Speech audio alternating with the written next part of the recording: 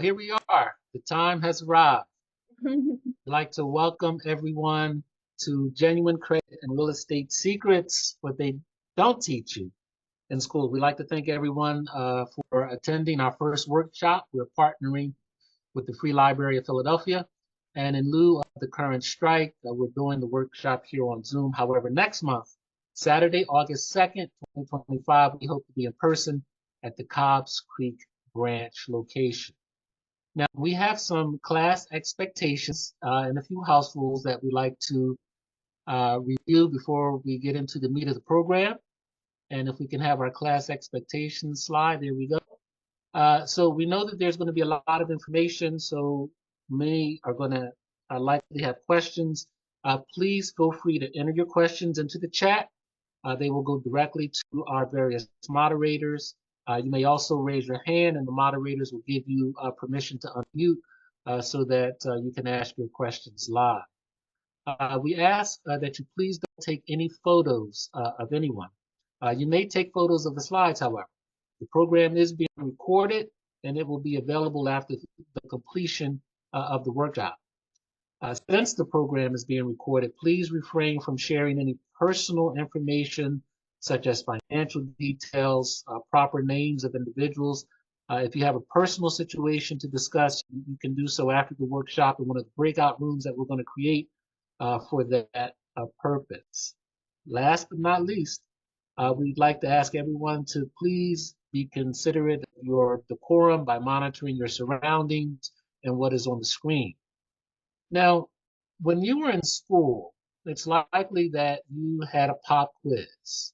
So what we're going to do is get into a pop quiz. But before we do that, just to give you an outline of our timing for today and the objectives of this workshop, we're going to find out the distinction between good and bad credit, how credit works, and how it affects buying a home. We're also going to discuss the home buying process. So as you see there, we have a basic schedule. So we're going to have credit mythbusters, then we're going to go into credit 101, credit and real estate. Then we'll have a brief intermission. If you have any questions during that intermission time, our moderators will be available during that time to answer your questions. We're going to go into real estate 101. We'll have a brief Q&A and then we'll be closing out by 3 o'clock, maybe a little before that. Now, as I mentioned before, when you were in school, you probably had a pop quiz. So what we're going to ask first before we do that is we like for you to think about this question and we like to get your participation. What is your number one question about credit or real estate? What is your number one question about credit or real estate? We'll give you a few seconds, and if you have a question about credit or real estate, we'd like for you to share it with the panel of moderators that we have on hand today.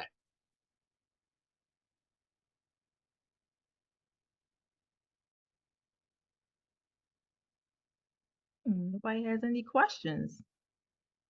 Okay, no problem. Maybe they'll have it when we're finished.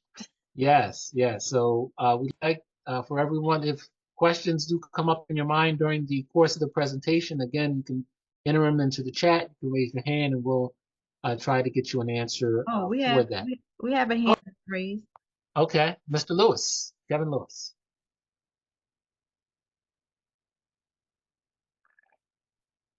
We need Kevin to give. There you go, Kevin. Can a person put a personal home, can a person own a home under their business that they live in personally? Question. Nice. Now that might be something we're going to go in a breakout room for, Kevin. Okay.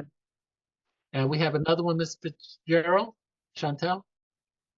Okay. Oh, hi. Yeah. I was going to put my question in the chat, but I wasn't able to type in the chat. I think it was disabled. So I just wanted to share that, or at least for me personally. But I guess my question is about how do you fight the credit bureaus if you think that your credit is wrong? That's an excellent question, and we will definitely get you an answer for that uh, during the course of our workshop today, if at all possible. Were there any other raised hands or questions for our panelists today?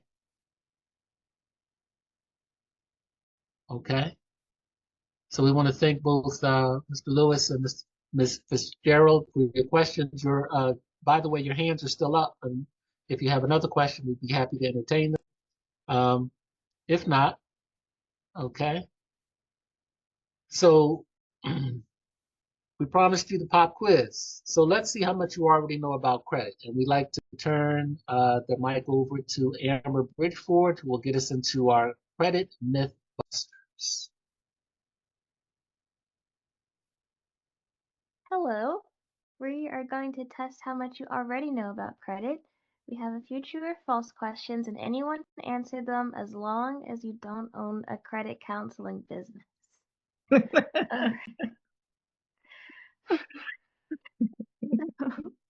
Our first true or false question about credit is arguably the most important.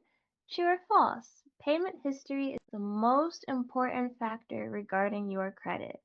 Now you can raise your hand if you'd like, or you can leave an answer in the chat. Maybe we have that open now. Or you could just think about it really hard, and we'll reveal the answer in a few seconds. Oh, Ms. Brunson? Yes. Can you hear me? We can. Yes. Okay. Okay. I think payment history is very important. You would be right. Okay. This is true. Payment history is the most important factor regarding your credit. In fact, it makes up 35% of your credit score. So what that means is the most important thing you can do for your credit is to always pay on time. All right, another true or false for another participant. If you miss a payment, you should send an email to your creditor asking for forgiveness. Is that true or false? Some keywords in there. Give you a second to think about it. Use the chat or raise your hand if you like. We have, two participants. Well, I'll pick the first hand I saw. Miss Chives?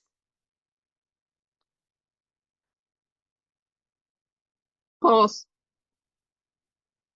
All right, straight to the point. We like that. That is false. If you miss a payment, you can request forgiveness, but not by an email. It's not the proper protocol. You can write a goodwill letter sent through certified mail, and we can show you how to do that. And we have one more true or false question. This is in regards to the practical applications of credit. True or false? It is illegal for employers to discriminate against you based off your credit score. Can an employer discriminate against you? Ms. Smith? That would be false.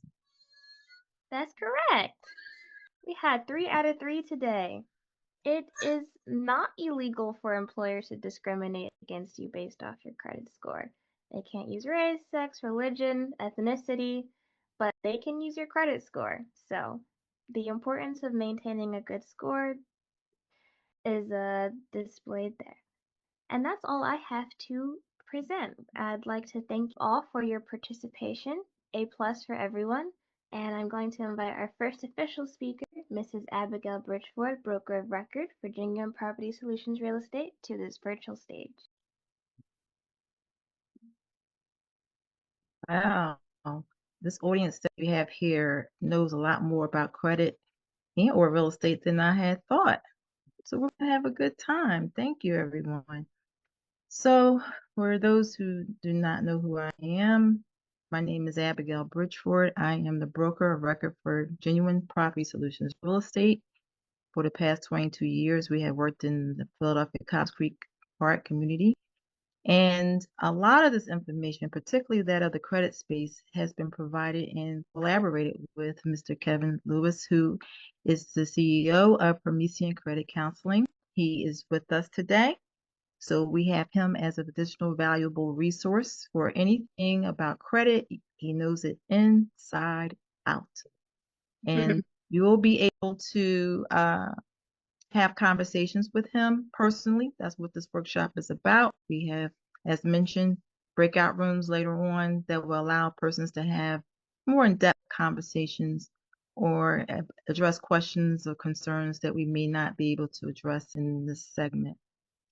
I do want to mention, obviously, that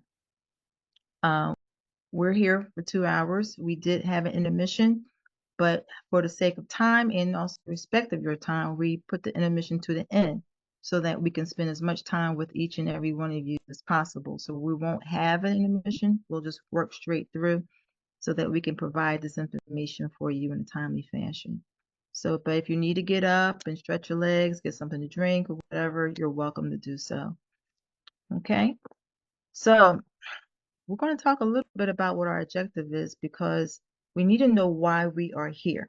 Okay, we're here to learn about credit and real estate, yes, but we want to meet some basic objectives. One, we're going to demonstrate how credit works, how it provides buying power, depending on how good your credit is or not so good. We want to understand what credit scores, what are they, and how can you pull and read your credit report, and how to build, how to improve, and even just how to get credit at all. Okay, so that's what we're going to be doing today. So as we look at our slide that we're going to discuss, this slide here, what I want you to understand is that buying a house, buying a house may be something that most of us may or may not be doing, but credit is something that most of all of us will need. And I say that because there are just very few situations where credit is not necessarily needed. But in most cases, and then you agree, everything is based or predicated on your credit. So how do I find my credit score? A lot of people say, I don't really know what my credit score is. I don't know where it is. I don't know how to read a credit report. I believe it or not, some people have never seen their credit report. So this credit report website that we have here, freecreditreport.com, is an excellent place to start for a person who may have never even seen or looked at a credit report. So when you get your credit report, it's important to realize, don't be overwhelmed by it. It's a lot of information on it, but it's a snapshot as to who you are and how you spend and how you manage your funds. I want all of you to think about being in the minds of a bank or a lender. Okay? Let's think of a lender. If you're going to let's just take it down to a personal level. If you ask me to borrow $10 and I loaned you $10 and you pay me $10 back, right? Then overall, in general, I say, okay, they pay me my $10 back. I feel good about that, right? If you're in a situation where you need now to borrow $50, which is 5 times more than what you borrowed initially, I might say, that's pretty risky, but I'm going to loan you $50. And then if you pay that $50 back to me, so, okay, they pay that back. If you continue to do that over time, what is it doing for me? It's building what? I'm starting to build what in you, rather, because you borrowing it from me and I'm loaning it to you and you repaying it back to me. What does that do over time? Can someone tell me what that builds in the, let's see, anyone whose hand may be up can answer that. Go ahead, Amber. I would hope you'd build trust. It builds trust. And because it builds trust, it allows people to feel more comfortable with loaning or giving you something because they know that you would get that back. So think of credit that way. So credit is an opportunity to build trust in establishments that we can build relationships with. And when we don't pay things back, it affects their trust in us.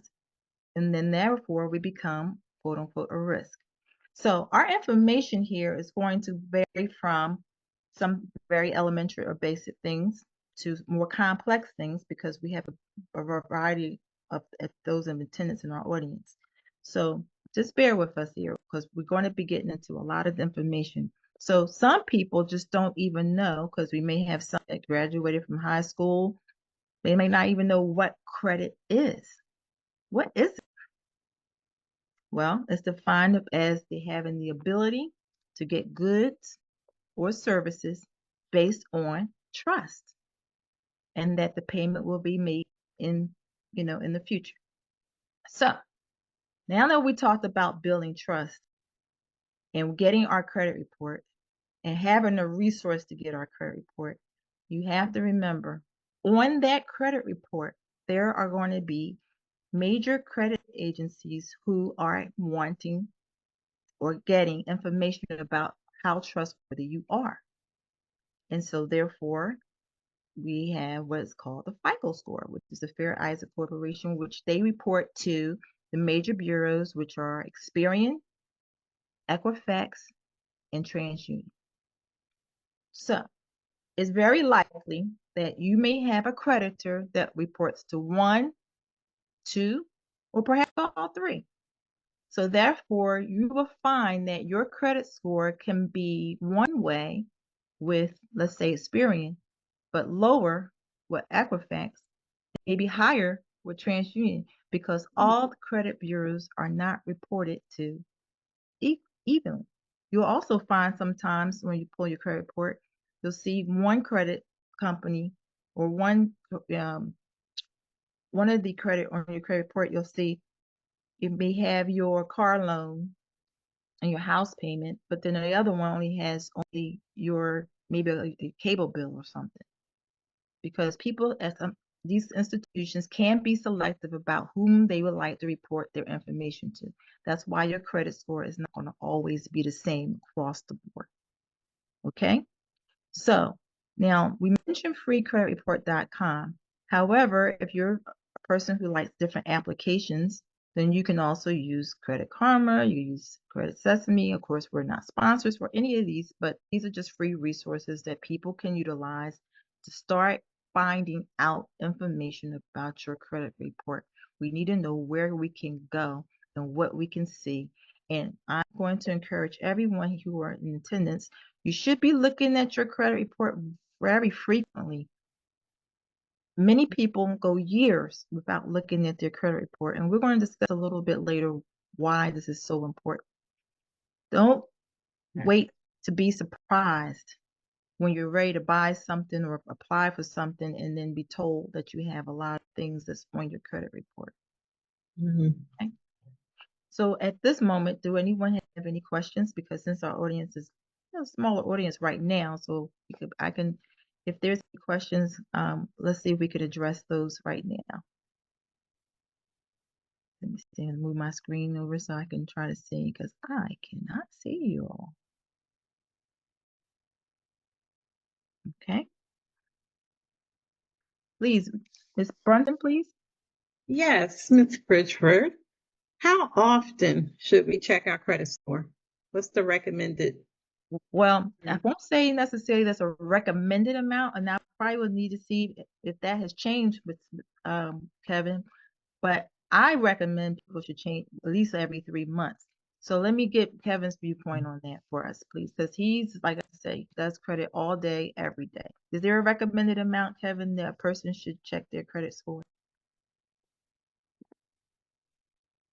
You have to. Yeah.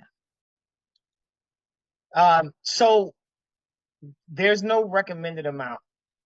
You would think this is a simple question to ask, but this question can be a bit complex to answer, because there are a lot of the credit monitoring utilities that you're using, particularly the free ones, are not actually credit monitoring utilities. They're marketing utilities. Mm-hmm. They're trying to get you to come onto the platform. I'm not going to say any names because I don't want to be liable and I don't want to make Abby liable. But so to answer your question the way you asked it, I would check your credit once every 45 days.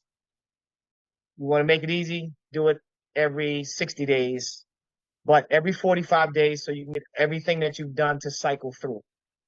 But be careful with the credit monitoring utilities because some of them are just marketing utilities. They are trying to get you to come onto the platform, make you manic, but they want you to come onto the platform so that they can sell you something. I'm gonna leave it there because this is your show, Abby, not mine. Thank you. Yeah. I think that's fair enough. Chantel, please.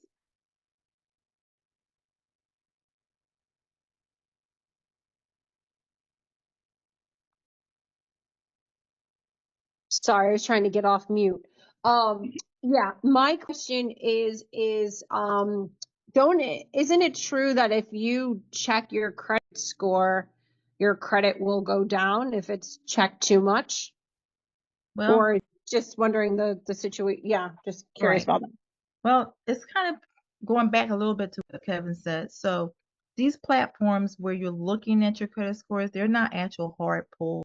It's just giving you a synopsis or a snapshot. So if your credit says on any of these apps or any of these websites, if it says it's 700 and just using for illustrated purposes, it can actually be higher, it could be lower, but it's in that space.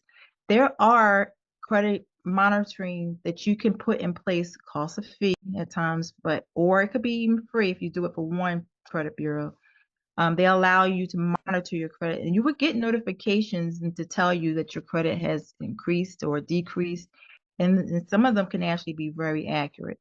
So it doesn't necessarily, you're not doing hard pulls on your credit report.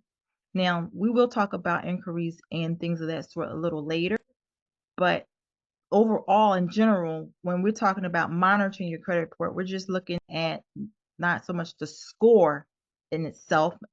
I'm talking about just knowing, because you can find out what's on your credit report without having to get a hard pull on your credit report when you use these types of software as well, these applications.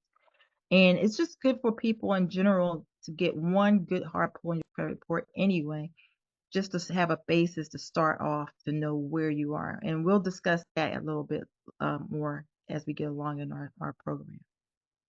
So to answer your question, no, it's not necessarily always a hard pull on your credit report when you're doing these quote unquote monitoring attempts on your credit report. So well, as we move on, again, we're going to talk about it in a lot more detail, but these are excellent questions and we really appreciate them and we want you guys to keep them coming. All right. So when we go to look at what makes up a credit score, it's important because I think a lot of people in general just think your credit score is just whether you pay your bills on time or not. That's true to a large extent because as you can see, what makes up the credit score, a great percentage, 35% of it is your payment history.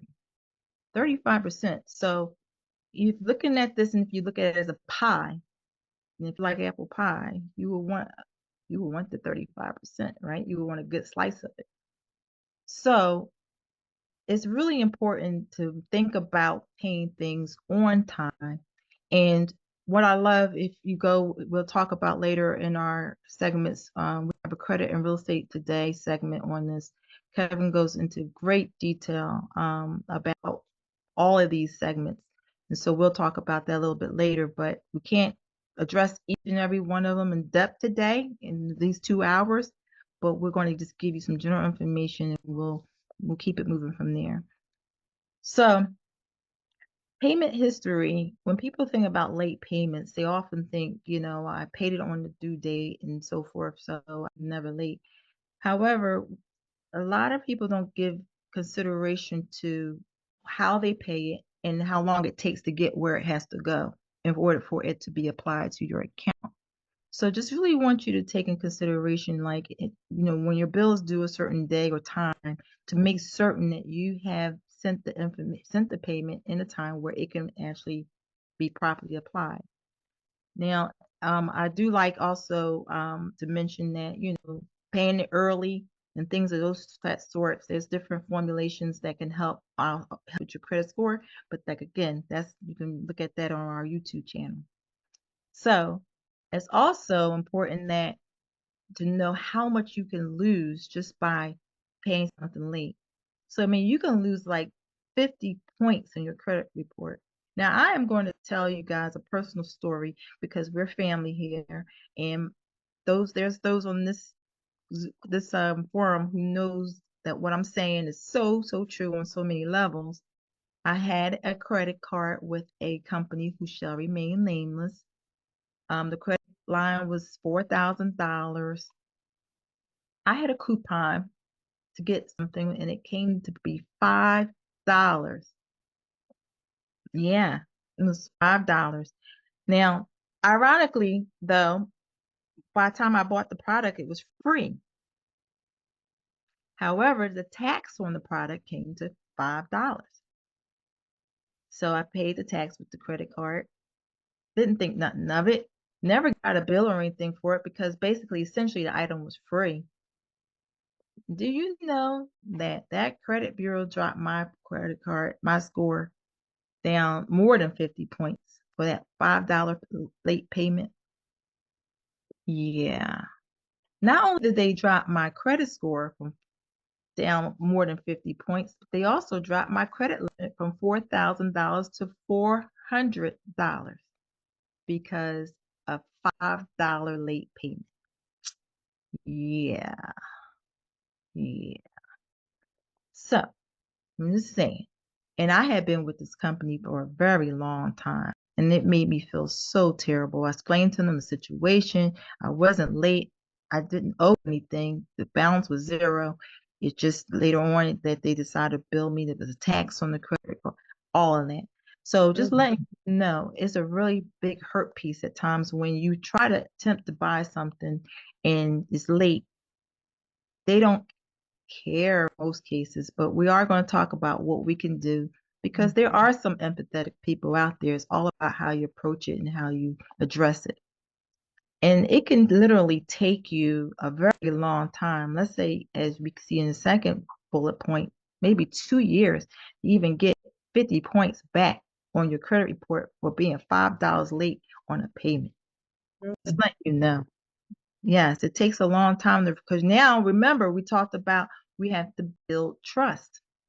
So when they mark something on your credit report 30 days late, then they're saying, well, we have to wait another 30, another 30, another 30. You want at least 6 months to a year, and in most cases, even 2 years, up to 2 years, to show that you could demonstrate that you can pay again. And then they'll say, okay, now we'll increase your credit limit back to whatever it is that they're going to bring it back to. So lenders, when we think of lenders, we think of banks. They don't want to see any late or missed payments within at least 2 years. And the more latenesses and payments that you have, then it's very difficult to get what we're going to discuss later about any kind of forgiveness because you don't think about it. If someone keeps telling you, I'm going to pay you, now, you know what made me think of? That Popeye cartoon years ago when Wimpy says, I'll pay you on Tuesday. Did he ever pay him on Tuesday? He wanted the money for the hamburger, but did he ever pay him on Tuesday? So after a while, you keep saying that to people, they don't believe you, right? If you missed your payments several times with several creditors and then you want to ask them all to forgive you, do you think they're going to build any trust in you? No, not at all. Now, going back to this pie, even though the credit history is 35%, new credit is 10%. So believe it or not, yes, we're going to encourage you to get new credit. Some people say, I don't want to apply for a credit card. Apply for it. That's their 10%. Mixed credit is 10%. If they only have one credit card, well, you're telling you got to get it mixed up a little bit. And you say, well, what's mixed credit? What is it? All right. If you have a installment loan, that's when you have something that's a fixed amount that's borrowed and you pay it back over a period of time. Then maybe something like a mortgage or a car payment. Those are installments. And then you can have like a revolving loan, which a lot of people, we were familiar with that, which is like credit card, something you borrow it you use it, you spend it, and now you have to pay it back. So the amounts may vary and differ based on how much you're using. And then you may have an open credit where sometimes there's things like utility bills or either probably cell phone companies and things like that, something where you have to expect to pay those items in one payment and pay it off in its entirety. So that makes up the credit mix, okay? And then of course, credit history. Credit history means, we see that that's 15%. You can have the mistake, and Kevin will tell you, and I will tell you, the mistake that a lot of people make is they close out the credit card that they have had the longest, and their credit score drops significantly because they felt, I don't have that account anymore, I don't use it anymore, and they don't realize that that account is not really keeping your credit good because you're using it. It's because you've had it the longest and you don't show any derogatory information on it. Even if you use it for $1, use it so that you can keep the credit card open, because that credit card is helping you keep your credit score up. Okay, so before I move on to the next slide, do we have any questions thus far? All right. So these 5 things are helping with our credit score. It looks like, Amber, you have your hand up. Can we talk about credit utilization? Sure. So Okay. you want to talk about it? Or you want me to talk about it? No, I didn't know if that was part of the curriculum. Oh, yes, yes. So when you use your credit, okay, people say, oh, I have a $10,000 credit line. I'm doing great. I'm wonderful. And they go out and, let's say, as a business owner, because we have quite a few business owners here, whether it's they decide, I'm going to buy me a nice wardrobe for my business, it's something personal, but they just want to go out and do something really nice for themselves, and they go shopping, and let's say they spend $3,000 or $4,000 or $5,000 worth of clothes. Well, you just hurt your credit if you went over 30%. Because in theory, even though you have $10,000 credit line, if you use more than 30% of that particular credit line, you're in actuality, you're telling the banks, you know what, you're using a lot of credit. And you will see a difference in your credit score. You will see it go down a lot. If you have a credit card and you use 9,000 of it, your credit will go down. You have a credit card and you use over the credit limit. You use 10,000 and now you're paying interest on it. You are really affecting your credit. So that's really a hurt piece. So don't look at the amount of credit that you have as something that you should use in its entirety. You have to give yourself, it'd be even nicer, we'll discuss that a little later, it'd be nicer even to keep it down below 30%. Okay, which is why it's important to have more than one credit card. Because just because they give you that credit line doesn't mean it helps your credit to use it all. And that we have to look at it. Let's all put our brains on and think like a bank again. If the bank loans you $10,000 and they see that you haven't been using, let's say 7 of it, so let's say you only use 30% or less, they'll say, wow, okay, so you got $7,000 or 7,500, depends if you use 25% or 30%, that you're not using every month. That means you're not dependent on this credit. That means you're pretty, that you're good with your finances, and that you're able to make ends meet and do what you need to do without being dependent on the credit. And then, so what will they do in some cases? You'll see them increase your credit line, right? You go from 10,000 now, maybe 12,000. They'll do it incrementally, maybe 15,000, 20,000 over time, because they see that you're not using all of the credit that they have been giving you to use, which is really good to have, because the more credit that you have available to you doesn't mean that you have to use it all. And we'll talk about that for people who do not, because some people don't have credit cards. don't have any credit.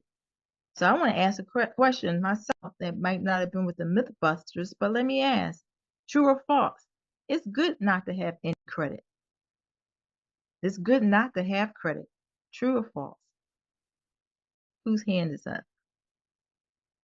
It's good not to have credit. And it can't be anybody in our office can't have their hand up. Sorry. So let's get to Chantel. True or false?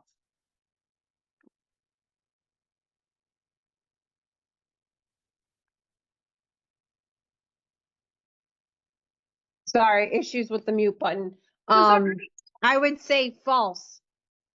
Yes, it is false.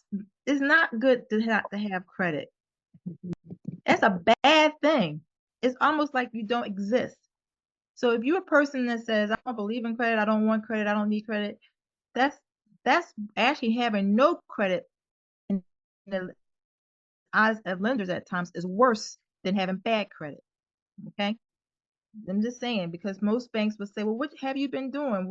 How do I know you can pay people back? How do I know? I don't know anything about you. You mean to tell me you never used a credit card? You never did this? You never did that?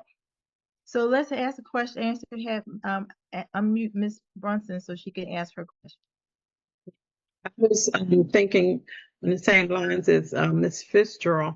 It's like a report card, a financial report card. So it can be very helpful. And if you don't have anything to show, then they don't have anything to build trust in. Exactly. Very well stated. Very well stated. Appreciate that. So, like I mentioned, we can't go into a lot of detail. There's a lot of information. All of these sections of the pie is in our YouTube channels. We have one for every section. We actually Kevin has spoke for about good 30 or 45 minutes on each and every one of these subjects. So we will be showing you that at the end of our segment where you can find all of this valuable information. So I'm trying to keep in line with my time because we have a lot of information. So we're going to talk now about one, how can I build credit? How can I improve credit? And how can I repair my credit? So building something indicates it takes time. There's elements in our credit that we just don't go out and overnight, as we discussed earlier, get good credit. So credits people think of, how can I'm just graduating, I don't have no credit. You just mentioned that having no credit is not good. What can I do? Well, a lot of us probably have done just this. Start off with a secure credit card. Now, what does that mean? Secure credit card means you take some funds, whether it's the lowest secure credit card I have seen, and Kevin could probably tell you a little bit more about that if you want to discuss that. I've seen 250 as the lowest secure credit card, but there's other secure credit card platforms. So, Kevin, can you touch on that for us a little bit out there? Because I know that there's some different products out there now for those who want to start building credit and start with a secure credit card. Sure. So Self has the lowest secured credit card minimum I've ever seen, which is $100. $100. Wow. That's wonderful. Yeah. And Self has two programs. So if you go onto the Self platform, Self Inc. platform, there are two products. There is a loan product, or it shows up as a loan. It's really a savings account that reports as if it were a loan. And then there's their secured credit card product. Okay. So Nice. And what we need, for those who may not completely understand what that means, when a credit card, generally they're loaning their money to you. A secure credit card this is your money. You're using it, you're going to give it to them and let them hold your money, and you borrow your money and you use it. And so if you're getting gas, if you're going to the supermarket, these are places or things or areas where just in general in life, you can use your secure credit card. So if let's use Kevin's resource Self, if the credit card is $100, you give them $100, and now you want to go get your nails done and it costs you $80. You want to get a mani and pedi, right? you give them that card, well, they'll pull that $80 and give it to you. And then when it's time, of course, you're going to pay your $80 back to them, and you'll always have that $100, as long as you're able to pay. Now, what happens is, as you continue to do that, especially after 6 months, they start reporting that you are establishing credit with them. And they, in turn, most secure credit card companies will give you your money back, and they'll offer you a real credit card. Okay? So that is one way we can build credit. Now, another way you could build credit is, I won't say risky, but it can be helpful. You can be an authorized user on someone else's credit card. So if a person, your mother, your father, your husband, someone has a credit card and you know they pay their bills on time, all the time, and you are an authorized user on their account. Okay, let me get Kevin. Go ahead, Kevin. I do not want to hijack, but I've got to emphasize this point. Yeah. This is something I want you guys to write down. If you are deciding to become an authorized user on someone's credit card, or you're going to be an authorized user for someone else, you're going to become authorized on someone else's account, or you're going to authorize someone to become your account. You're trying to get credit for your children. That account needs to meet 4 criteria, and it needs to meet all 4 of these criteria, not 3 of the 4, not 2 of the 4, all 4 criteria. It needs to be the card that has the highest limit. It has to have the lowest owed balance.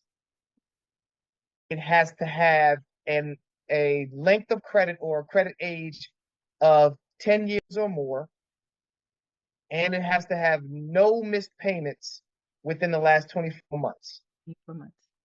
I'm going to say that one more time. Thank you. Please write that down. If you're deciding to lend your credit to help someone else, or you're deciding to go on someone else's credit so that they can help you, the credit has to meet all 4 of these criteria. It has to be the highest limit. The higher the limit, the better. It has to be the lowest owed balance. Has to be the no missed payments within the last 24 months. I think I said them out of order. And it has to have a credit age of at least 10 years. I said those things backwards. That's okay. So let me say them again like I said. Nope, you got it. I'm out. No, that's good. Well, we're going to go over it. And listen, we're going to be jumping in breakout rooms and talking to each other, which is good. So that's important. So that's why I mentioned this. It's so much information about each and every one of these things. So that I'm so glad that Kevin is here, because he'll be an excellent resource to give you additional information. And of course, another way to build your credit is put a bill in your name, whether it's mostly times a utility bill. So if you get cell phone, that seems, or a cable bill, some things like that. But believe it or not, they do report if you don't pay on time. And I say if you don't pay on time, which we don't want that. If you pay on time, you pay on time, and if you don't, they report that too, like all credit. So just keep that in mind. So that's one. Those are just a few ways, 3 ways we can build some credit. So now let's talk about 3 ways we can improve our credit. Now I say the word improve because generally speaking, if your credit for mortgage purposes, we like it to be at 620. We feel like that's your base, your bottom base, 620. 620, we feel like, we can kind of do something with you. 650 on up, we're like, okay, all right, this person, okay. And then if it's 7, maybe 720, then it's like anything from 720 on up, people, they treat you all the same, basically, really. I've seen people with credit over 800. They still get the same interest rate as someone whose credit is 750. Just letting you know. It's just general. I mean, that's, we put the credit in buckets, and we'll talk about that another time. So to improve your credit, I'm talking about if your credit is under 620, we'll start with there. What are some ways that you can improve your credit?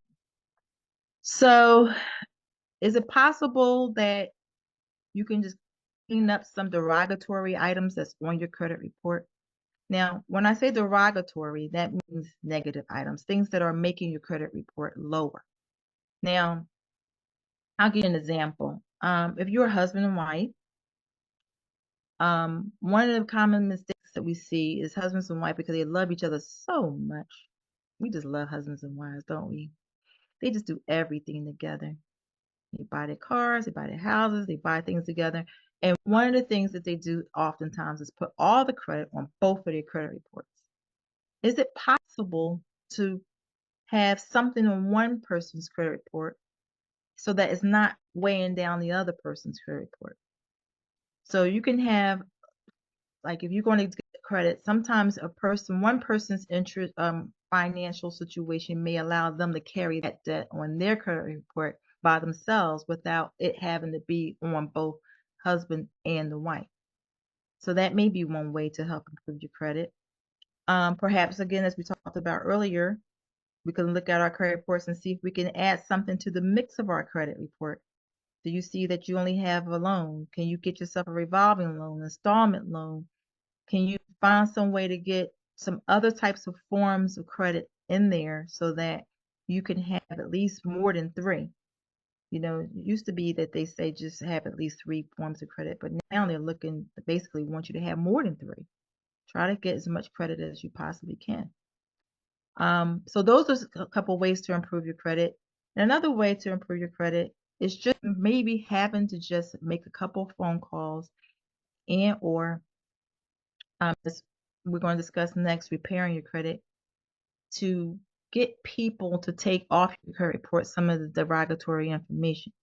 So going over to the repair side, you know, as we mentioned, under 620, we want to get it up over 620, right, everybody? We want to do that. So we want to look for ways to do that. So this is important because what I've seen throughout the years is that many people's credit is the way it is because they had not themselves been involved with improving or repairing their credit. Now, what do I mean?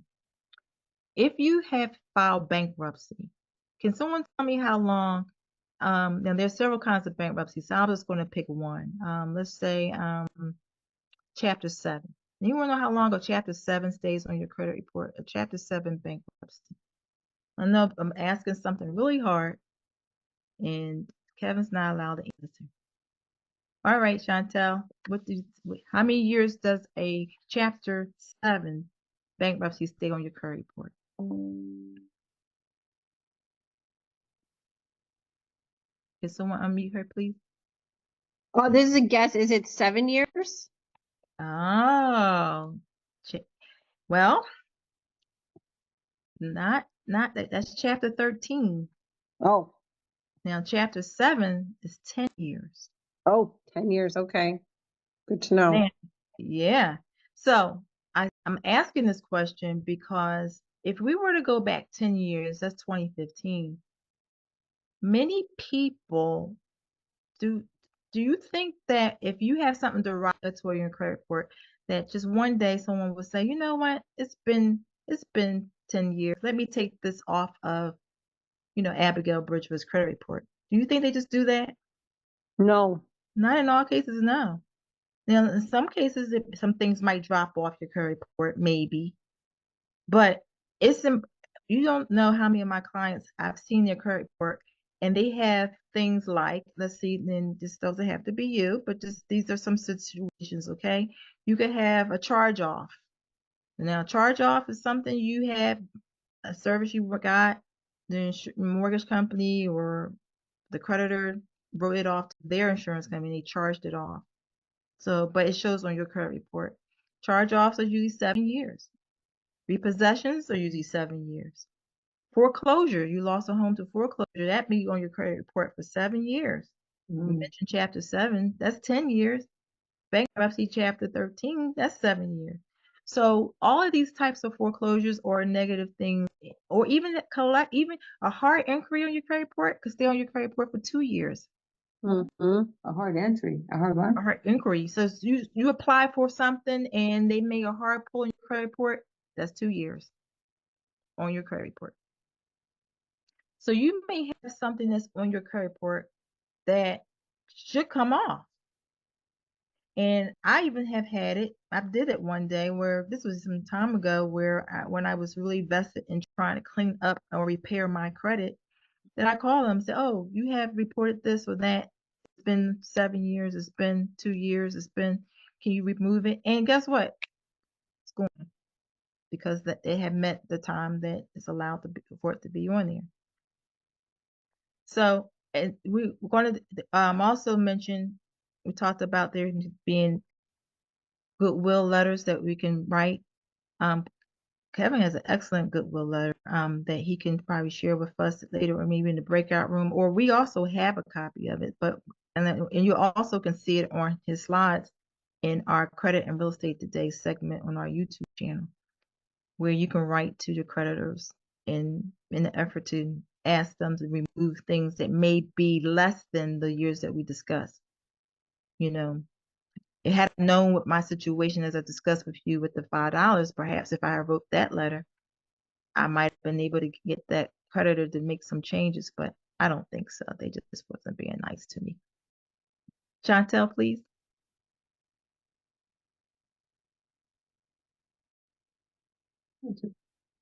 Yeah, I had a question about writing a letter. Is that to the credit bureau or is that to the credit card company that, yeah, who are we writing the letter to exactly? Yeah, you send it to the company, first of all, because the company, they're the ones that's reporting the information to the credit bureau.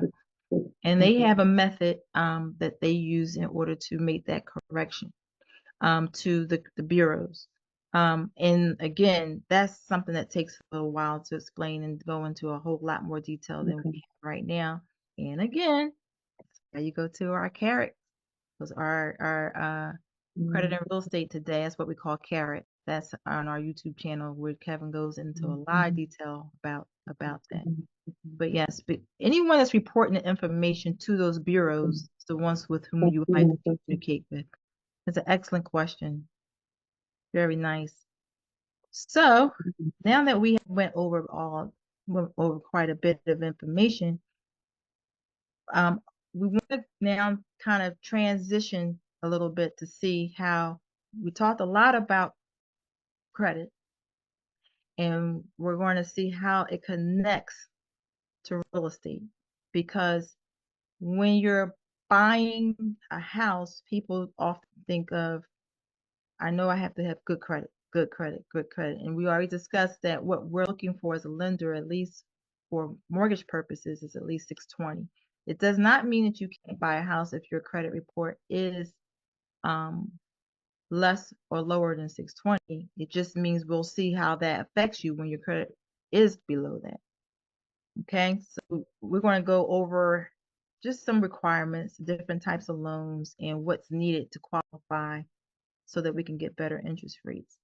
So looking at our slide here, this is a slide that I borrowed from my good friend Kevin because I liked the way it was. I thought it was very simple in the way you present the information.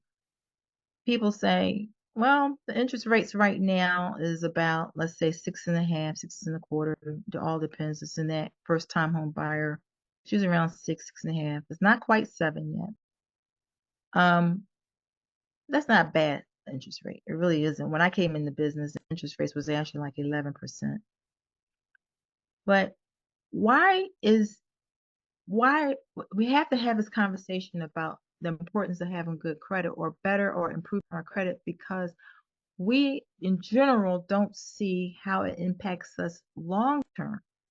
Okay, long term.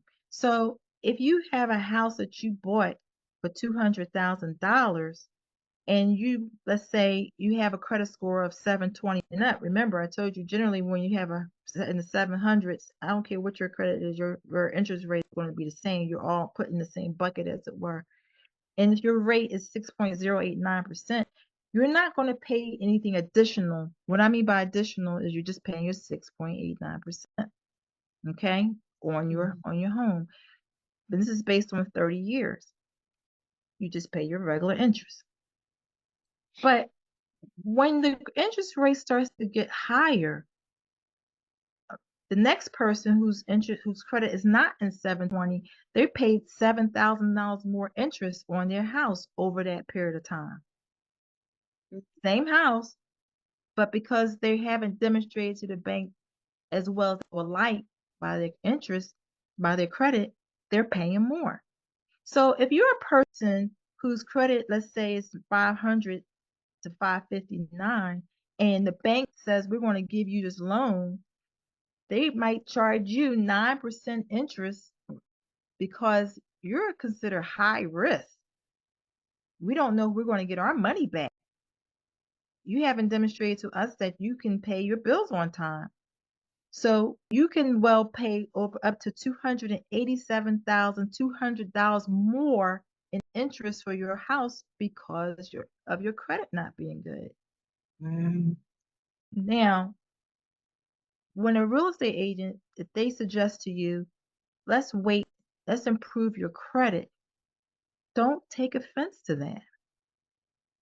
What they're actually saying to you is, I'm trying to help you save money over time because you're going to pay, because let's face it, all of us who are homeowners, we know you're going to pay over 2 or 3 times more for your house than what you bought it for if you're going to pay over 30 years. That's just the way it is. But do you want to pay now 6 times more for your house?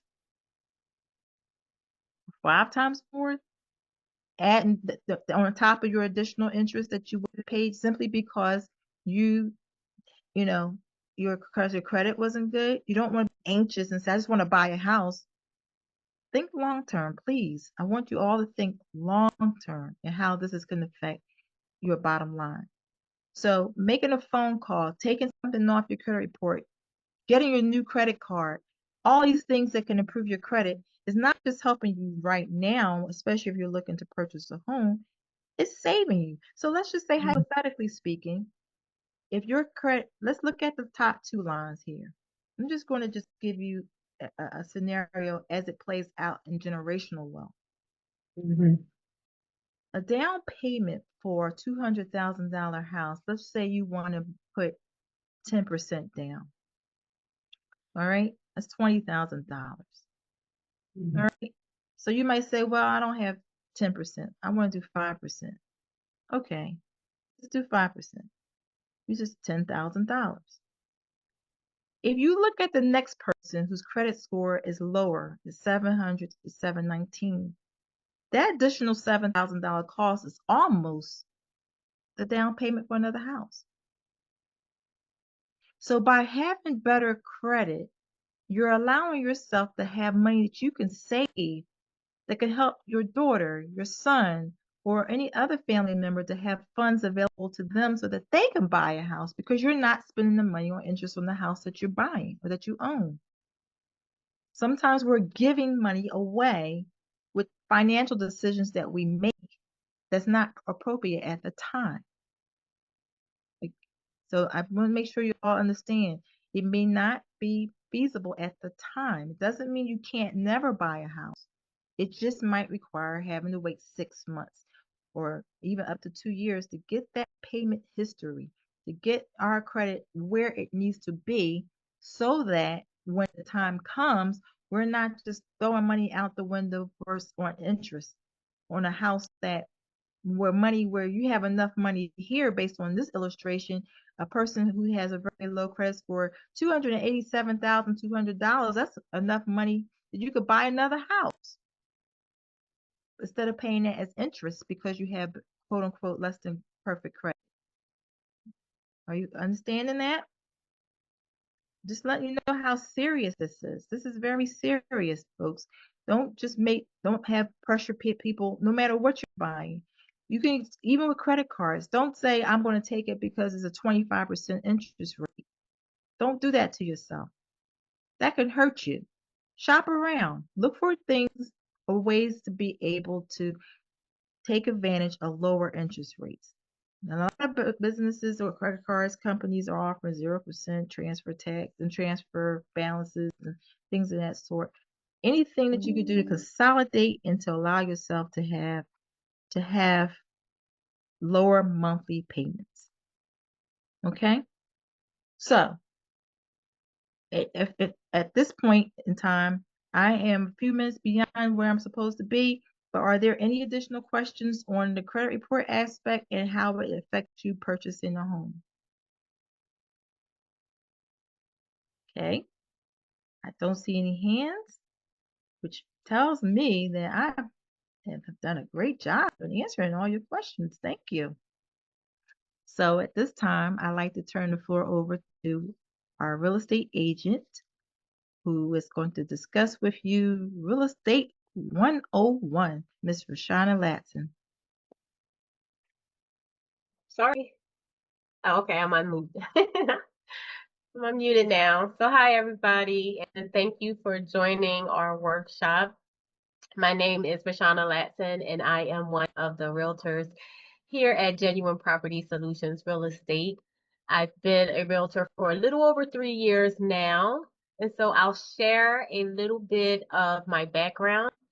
In 2020, I was working in the Upper Darby School District as a school bus driver, a job I hated, by the way. And 2020 hit and it shook things up, at least for us, for me and my husband. And my husband said, I want to start my own business, so we started our own construction business.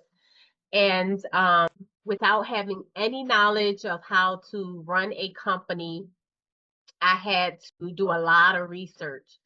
And in doing that research, I had to educate myself on financial literacy.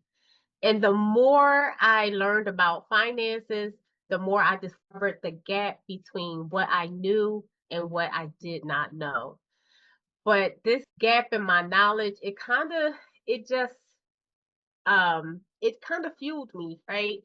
Because along with my newly established business, it piqued my interest in real estate too.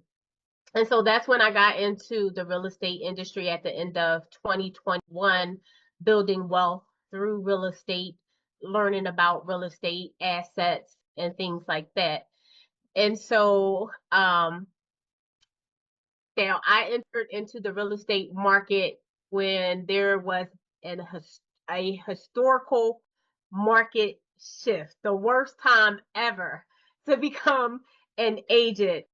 73% of agents, they just were not doing well at this time, and so what it did for me, though, it didn't discourage me.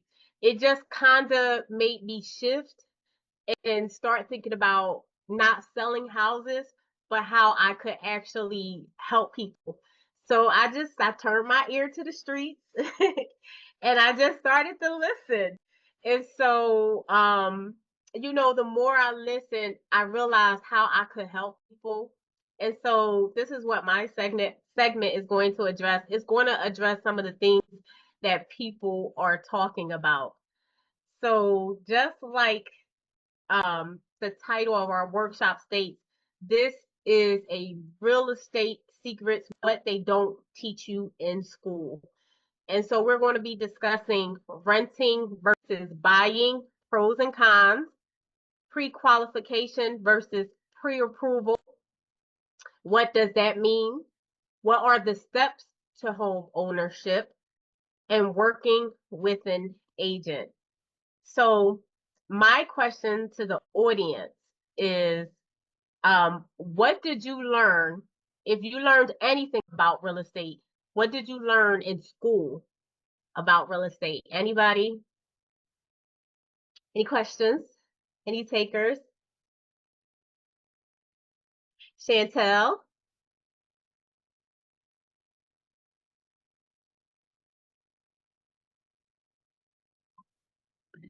Barely anything, I will say. And the only thing I remember learning about is just principal and interest, and kind of how to calculate that. But that's it. Like, it was nothing for me. Oh, yeah, very minimum, right? That's good. Miss Brunson, Norma Brunson.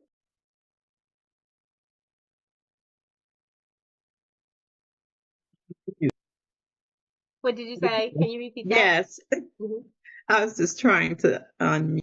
But no, I learned absolutely nothing. Nothing. It's so sad. And I even had a 4-year college education after high school, and I never learned anything. Yep. No financial education whatsoever. None. And you know, it's what I do remember, the very minimum thing that I can remember is maybe something like this. Get good grades so that you can graduate, so that you can go to college, so that you can get a good job, so you can buy a nice house and a nice car. That was the extent of what I knew about real estate or owning a home or anything like that. And so, you know, does that sound familiar? Just, you know, thumbs up or something like that. If that sounds familiar to you guys. Yes, exactly.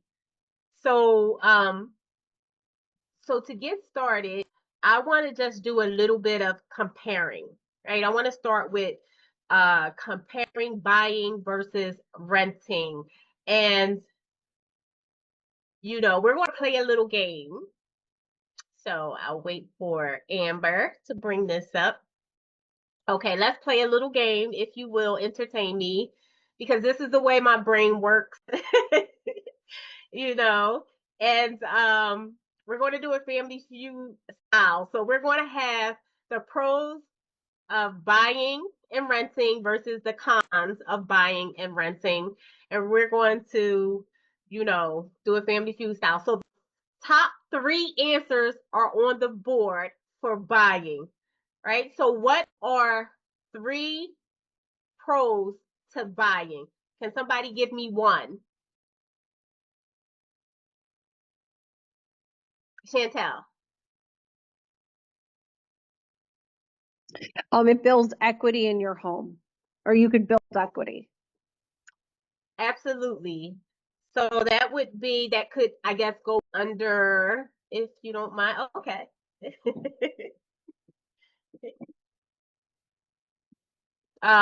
Or so can somebody give me another? Portia Smith.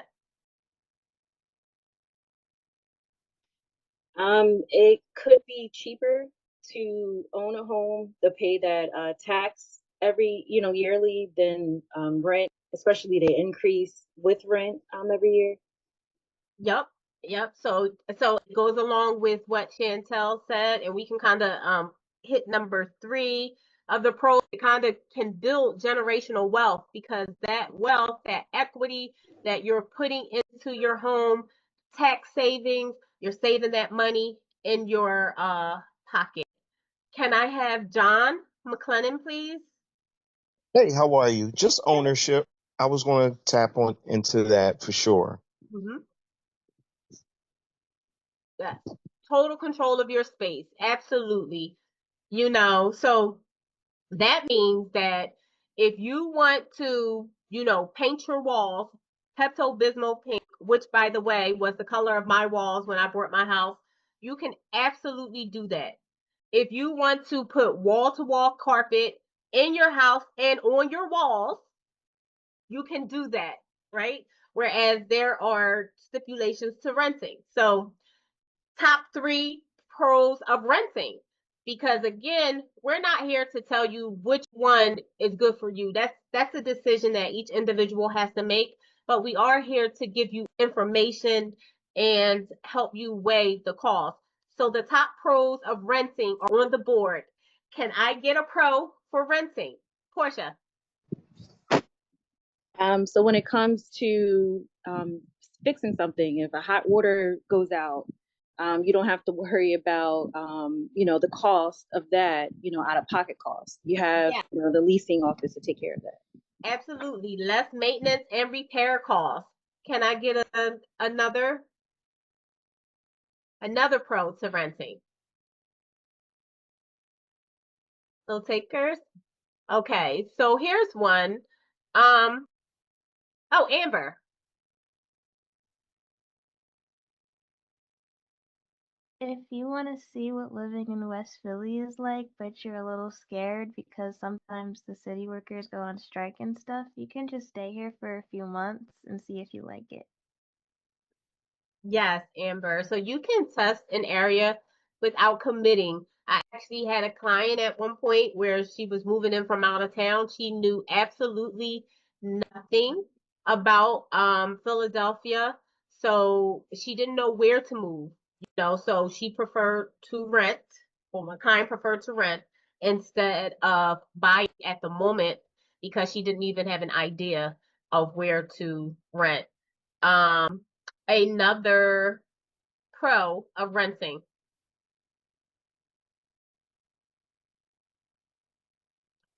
So another pro of renting would be it's beneficial if income or your career is uncertain and you do not want to hop into the commitment of a mortgage. So renting may be ideal for you at that time. So we can see that there are definitely pros to each, and each person should examine their individual situation to see where they fall. But then there are cons to each one as well. So we'll discuss some of the cons. So what would be a con to buying?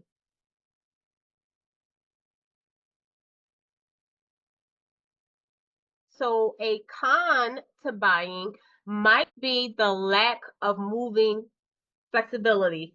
Oh, Chantel, I'm gonna get you on the next one then. What's another one? Chantel.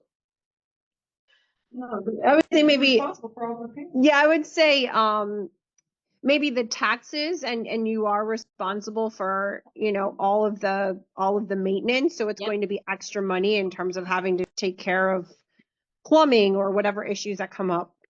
Yes. So on top of your mortgage, if anything goes wrong in your home, you as the homeowner are responsible to take care of the maintenance and repairs on, the things that go wrong in your home. And so for some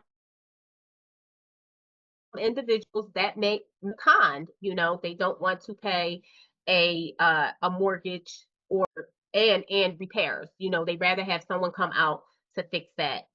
And so there's one more left. Can anybody give me one? So also, what happens if you die? If something unexpectedly happens, there may be some estate planning with your home. Who should it go to? Unfortunately, Pennsylvania, if your spouse is not on a deed, it does not necessarily go to the spouse. Yes, there are some things that may require some estate planning when owning a home. And so some of the cons for renting, can anybody give me a con? So when renting, it would be harder to save, especially now when rent is high. Let's be honest, renting is high. So if you're paying already 16, 17, 1800, Eddie, Abigail, wait a minute, you're still muted. Oh, now I was going to give you another reason. Go ahead, finish. Yep. Okay. So if you're already paying 1600, 1700, these are for apartments. Now you start talking about renting a house. Now you could be talking about 2,000, 2,500, 3,000 a month. And then you put that on top of trying to save for a down payment for a house. It could definitely make your situation a lot harder to try and save. So number 2, can I have Abby? I was thinking when you're renting, you can't paint your house at Pepto Pink. Yes. What? Yes. Wanted to. Yes. So, your lease usually outlines what you can and what you cannot do. Sometimes, they will let you paint your house, but you have to your apartment or your whatever you're renting, but you may have to repaint it back to the color that it was before you leave. You know, you cannot put wall-to-wall carpet in and on your floors or walls if you wanted to, because there is a restriction. Norma Brunson.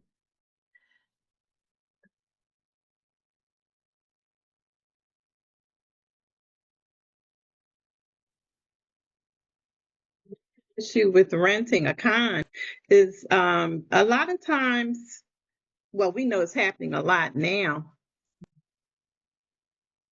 People or the owners of homes may have to, because of increased taxes or whatever, may have to increase rent. Yes. And that's happening a great deal. You go in, you start renting at maybe 1,000, you know, or less every 2 weeks or whatever what renters would pay, and then all of a sudden there's an increase, and that it's not in the budget, so that's the problem. That is definitely a problem, and thank you for that. Thank you for that comment, because I'm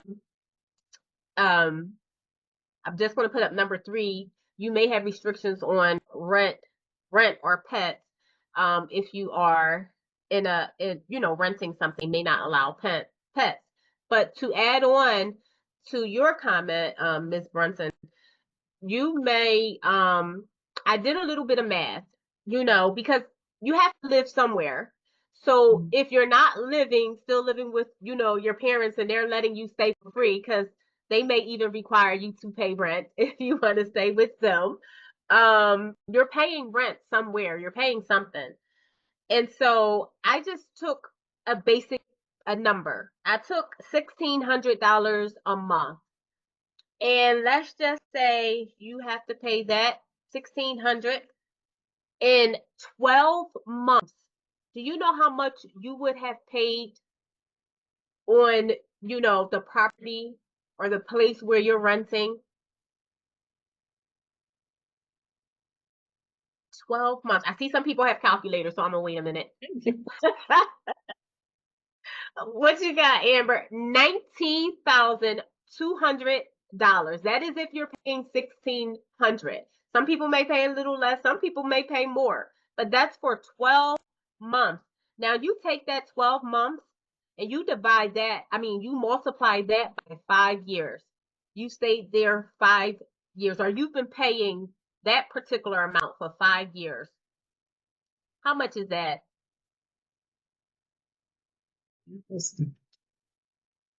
Yep, $96,000. $96,000. Did anybody gag? Because we never look at it in terms of that. We never look at it in terms of, $96,000. We're just looking at it as a monthly fee, a monthly amount. I pay $1,600 in, rent, but $96,000 that went to the landlord. That could have went into equity. And for anybody that doesn't know, equity is the difference between what your house is worth and what you owe on your house. So if you pay your house off in 30 years, you pay your house off, you own your house free and clear. You don't owe anybody, And so your house, you pay initially, I'm gonna go back sometimes, because 30 years ago, you pay $100,000 for your house. You own your house, but your house is now worth $300,000. How much equity do you have in your home? $300,000 worth of equity. You don't owe anybody. That is all yours. So if you sell that house, that is your money, and that is how you build generational wealth. You can take out a home equity line of credit, and you can pay for your kids to go to school. You can put a down payment on their house. You can fund a business. When talking to our financial planner, they say, hey, take out a home equity line of credit. You can put that into building your business. So there's just so much more flexibility than paying somebody something and that money goes nowhere. Now what's happening is a lot of people are, they're tired of being a landlord. They want to sell their house. what do they give you? They give you 30 days notice. 30 days. So even if you were paying $1,600 when you started, now you have 30 days to get out, and you cannot find anything that costs $1,600 to rent anymore because prices went up. So now you have to start looking at $1,800 a month and $2,000 a month. And you got to do this quick because you only have 30 days notice to get out. So that is just a little bit of, you know, some buying and renting pros that I have. And again, you know, each person should examine their own situation and decide what, you know, be better for them. But that is just some of the information that I would like to share. So next, I want to move on to another topic that I hear is whether or not, how hard is it to buy a home? What is pre-approval? What is being pre-qualified? And so a lot of people think that it's so far off. Home ownership is not for me because, again, we never discussed this in school. We never really had these conversations. So I'm staying close to renting because this is all I know. I don't know how to buy a house. It just seems so overwhelming. So let's just talk about getting pre-qualified and the difference between the two. Anybody ever get a credit card offer in the mail that says you have been qualified for a credit card up to $750? You know, you open it up, they say you've been pre-qualified for this, but then you read that fine print.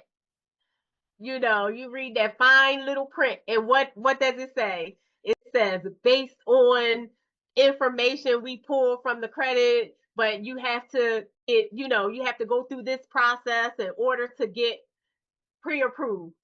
And let's say you bite on it. You was like, you know what, I need some credit. Abby just talked about getting, open another credit card. So that little offer come in the mail, and you open it and you say, okay, I'm going to apply. And they do a hard pull because now, they're getting to the nitty gritty. They're doing a hard pull, and it comes back, you're not qualified. You haven't been approved, or you haven't been approved for the amount that they said you were pre-approved for or pre-qualified.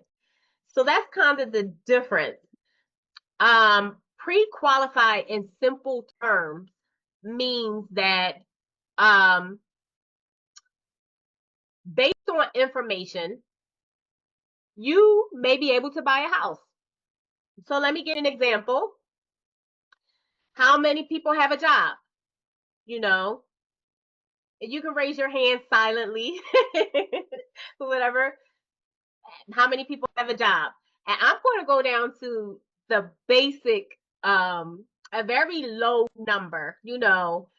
I'm going to say, how many people have a credit score of 500? At least 500, because there are some instances where you can with 500. So let's say that. How many people have a credit score of 500? Okay, raise your hand silently. How many people have worked at their job for at least 2 years? Okay. Well, guess what? If you answer yes to all those questions, you're pre-qualified. Bam, that's it. You can get a house. That's it. So that's what pre-qualifying is, taking your word for it. Now, let's go over to pre-approved, right? So now we're going to pull your credit, and we're going to say, okay, I see that, your credit score is 500.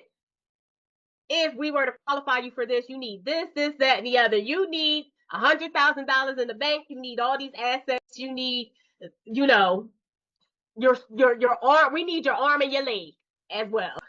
So you get that. And then we need to verify your income. How much money you're bringing in. Okay, you bring in a nice amount of money. But now we also need to see how much money is going out. So what are your expenses? You know, how long have you been at your job? So now we're digging into your history. And so that's where that pre-approval is going to come in. They're going to actually verify what you said is true. And so once they verify, even if you qualify, now they're going to give you a number. You know, you may have thought you could qualify for a $500,000 house, but now they're saying, no, you qualify for 250. But a pre-approval lets you know where you stand. It's a letter from your lender that, you know, you would show to your real estate agent, and they would take this information and they would say, okay, now we know where we need to start looking. Now we know what you can afford. Now we know that you are serious, and we are going to let sellers know that you are serious about buying, you know.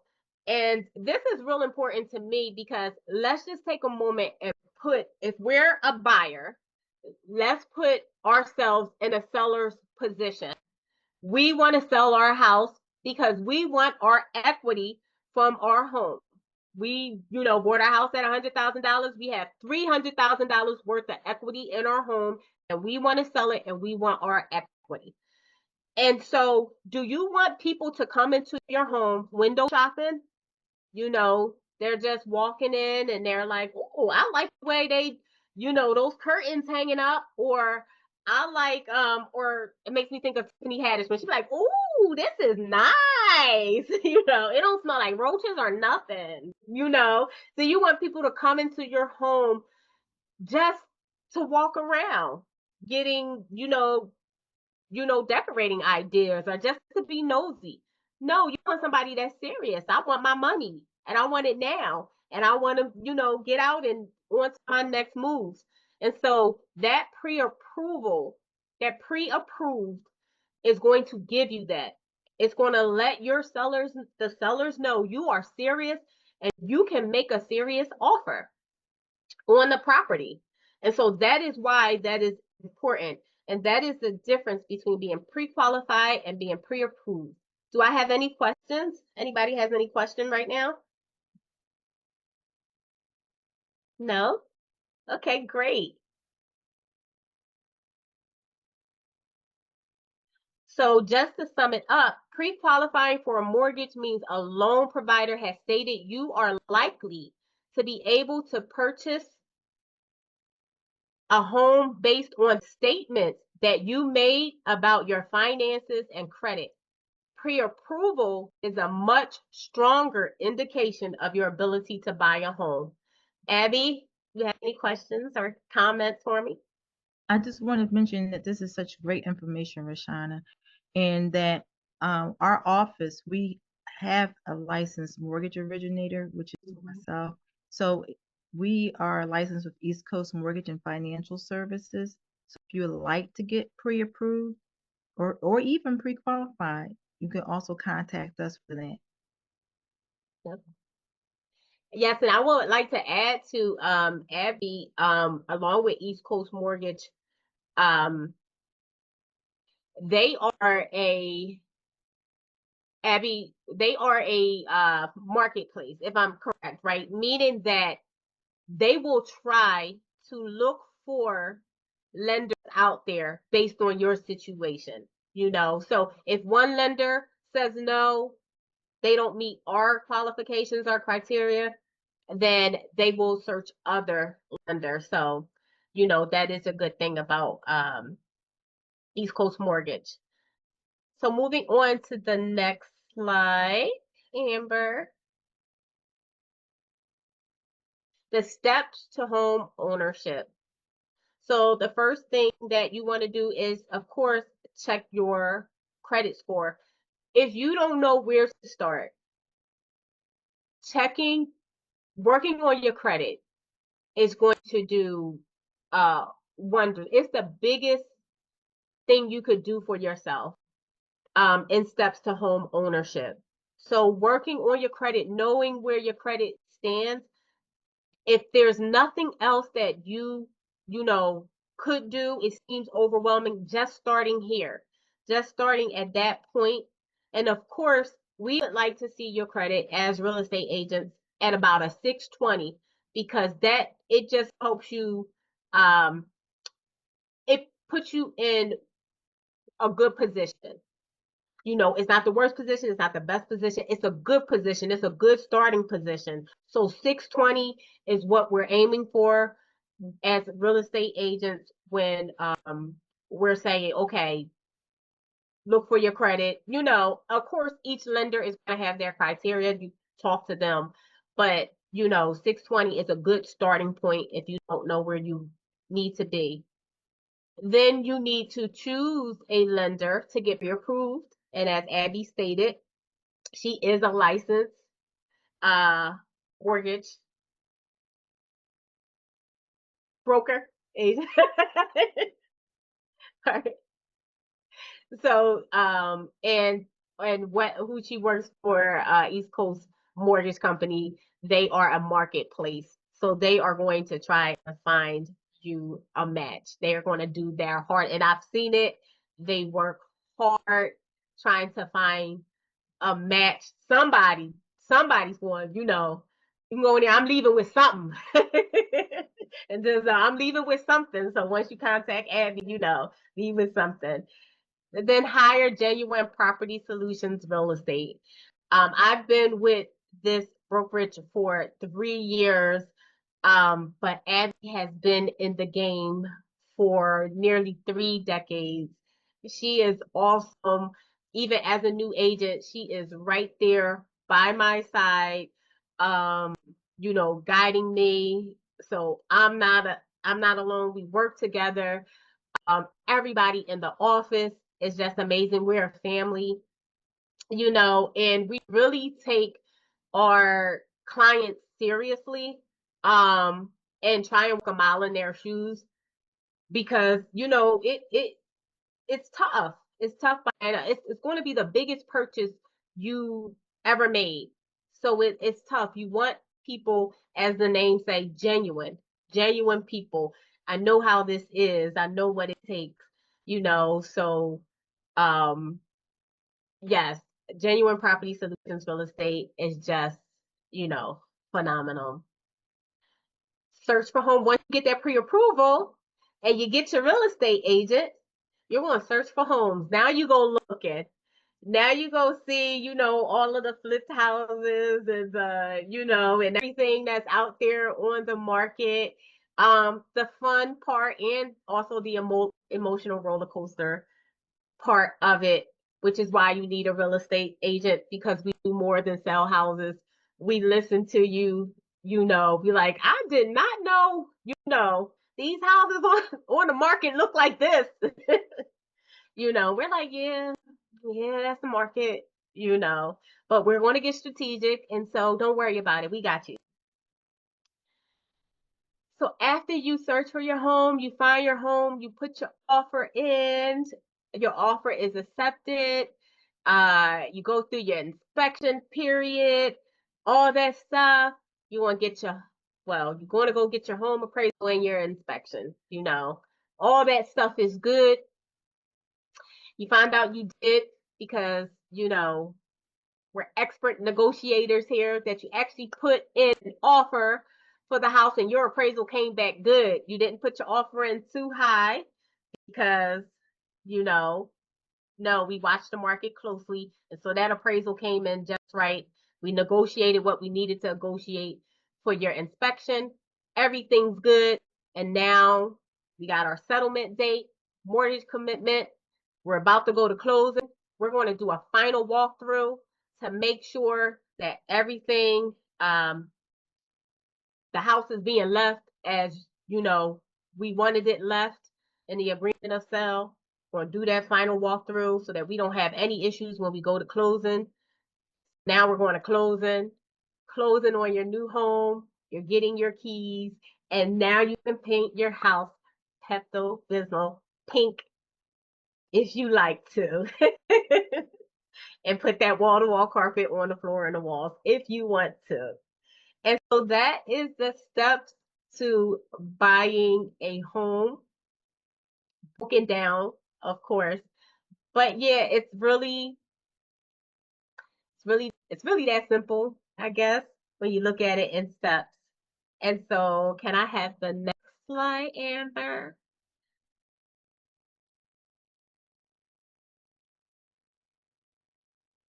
Okay, and so, oh, I forgot to send them my good picture. That's my mugshot, but that's okay.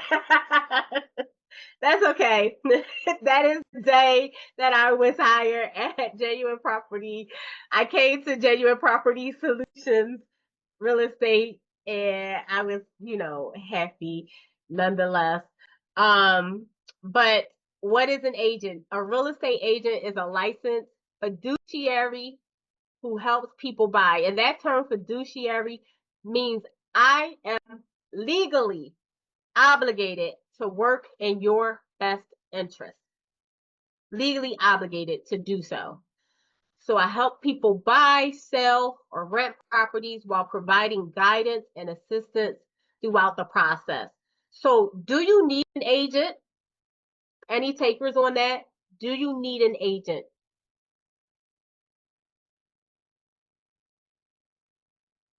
Abigail? Yeah, of course, I'm going to say you do because I am one. But I just wanted to tell just a brief story of why you do need one.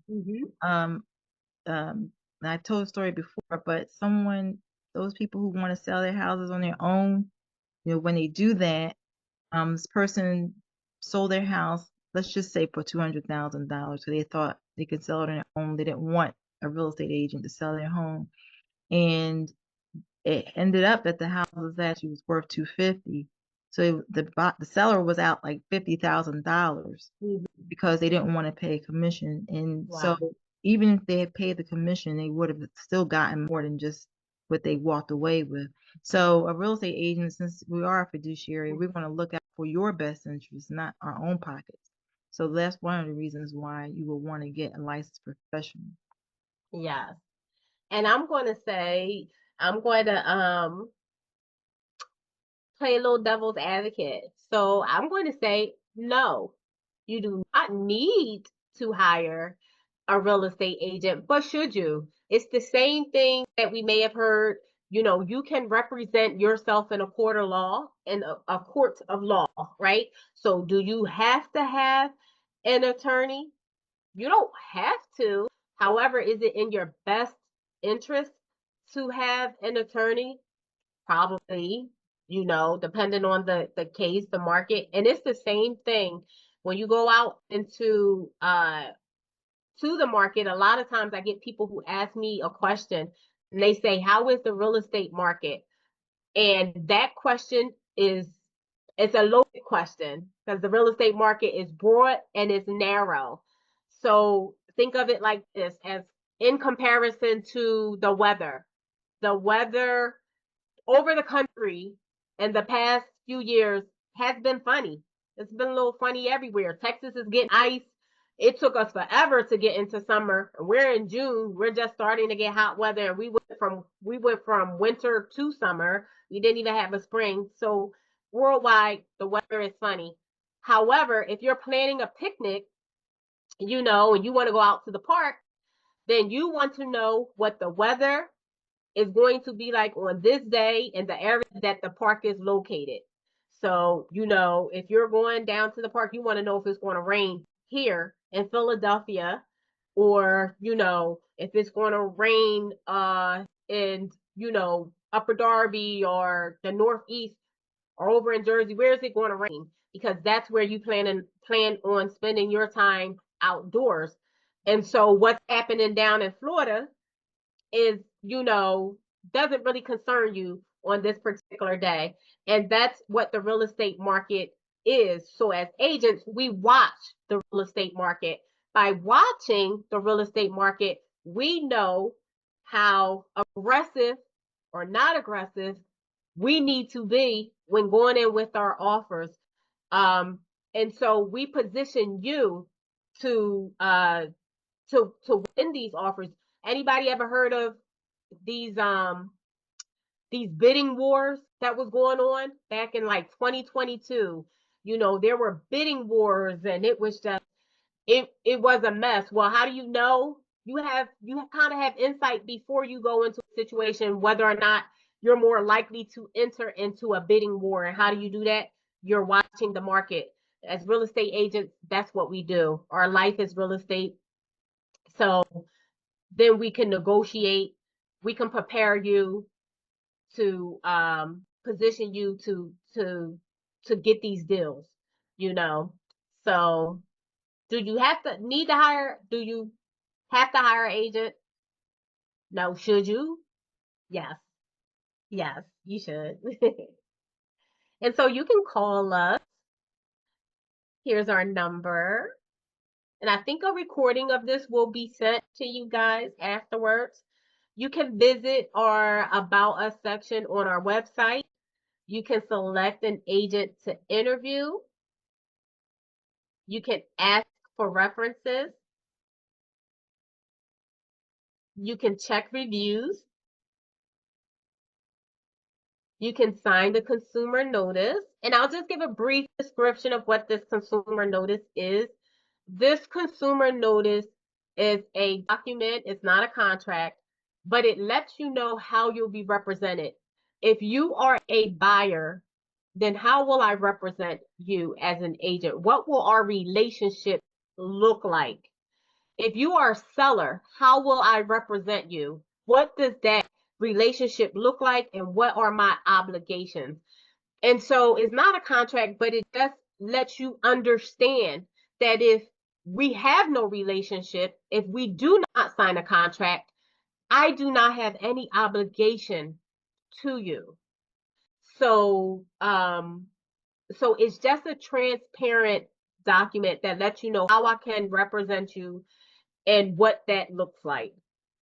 So you sign that stating that you've read over that, we went over it together, and you understand why an agency relationship is necessary. And then we go over the buyer's contract, or if you're a seller, it's called a listing contract. We go over those contracts, and then when you understand them, you go ahead, you sign when you feel comfortable.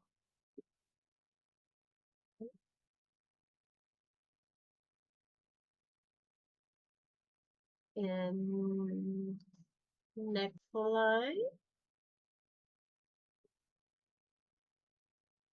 So is this part where I introduce Shavonda? All right, and so now I'm gonna thank you guys for listening, for giving me your ear, for entertaining me, and now I'm gonna hand this over to Shavonda Lewis for our conclusion. Hello, everybody. My name is Shavonda from Genuine Property Solutions Real Estate. I'll be closing out this informative workshop. I know we may be on Zoom, but is it possible we could have a round of applause for our wonderful speakers? Or you can even leave a comment in the chat. They truly did an excellent job helping us understand the effects credit can have and how we can build, improve, and repair our credit. We also learned the pros and cons of renting and buying, the home process, and etc. On our next slide, you can feel free to follow our social media pages. I'll just wait for that to pop up. Then there it is. On our Facebook, LinkedIn, and Instagram pages, we have summarized real estate information you can check out. And it was stated before, our YouTube channel has longer and detailed videos on both credit and real estate. And you can check out our website at genuinepropertysolutionsrd.com. And we would love for you to visit our office located at 701 South 55th Street at Philadelphia, PA 19143. Okay? I also included our link to our social media page as well as our website in the chat. Please let me know if you got that. And I also can attach a feedback form We would love to get your advice on how you enjoy this educational workshop. Okay, let me see if I could just add that. But on our next slide,